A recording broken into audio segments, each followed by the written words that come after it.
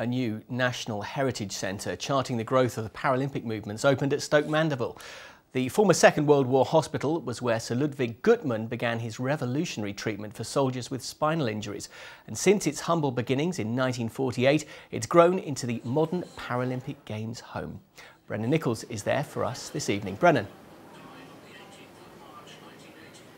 Thank you very much, Jerome. Yes, here he is, Sir Ludwig Guttmann, Papa Guttmann, as he was affectionately known to many of his patients. He fled Nazi Germany in 1939, coming to Oxford, taken in by Balliol College and working at the John Radcliffe as well. But it's when he came to Stoke Mandeville, he would revolutionise treatment of people with spinal injuries. Then, if you had a spinal injury, you were likely to die within 3 months. But everything would change with Guttmann's approach, and it became a worldwide movement which is now known as the Paralympic Games.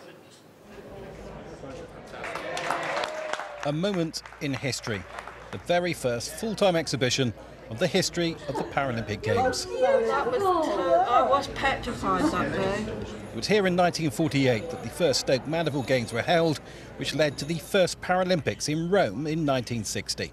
It just shows how everything has developed, and that's what I like to see, and I know that Sir Ludwig Guttmann would be very proud now. To see it here it brings back goosebumps actually. As soon as Val, my wife, described it to me, it brings back memories from the games straight away. The whole games now are flashing through my memory banks as to what the games meant and what happened there. As well as Paralympians, Sir Ludwig Guttmann's family were here too to see his life's work on permanent display. Well, I'm astonished and amazed at what has been put together. It made me feel quite emotional. The legacy of London 2012 helped create this. Keeping that spirit alive is the next task. I think we're going to have maybe London ×2 in Tokyo, and then of course moving back to Europe for the Summer Games. This is. In Paris and then onward to Los Angeles. I think great opportunities, but many countries still need to experience the change that London and the UK did in 2012, and London needed it, by the way, and so did the UK. While living links remain to the exhibition, what was created here at Stoke Mandeville is easy to understand. Only through a centre like this will those memories live on for future generations.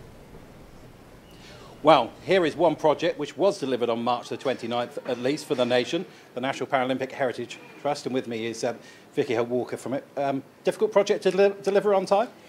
Yes, I mean, all projects are a bit challenging, but hey, what a project. I mean, really exciting stuff, a wonderful story, a wonderful British story. What did Europe give to us? They gave us Guttmann, they gave us the chance to start the Paralympics.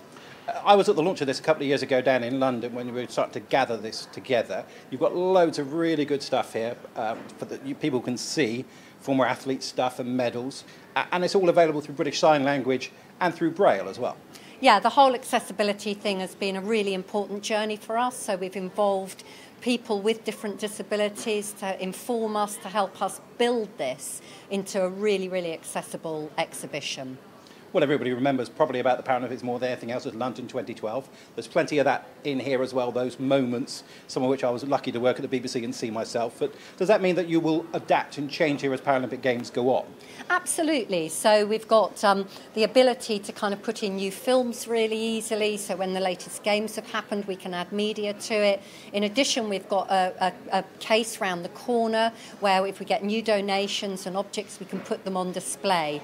And it's very easy to change some of the areas of script as well. So yes, we've got really good flexibility, and that's important because people want the up-to-date as well as looking back to the past. Vicky, thank you very much. If you want to see this centre for yourself, the good news is it's open from next week and it's available 7 days a week. Brennan, thank you.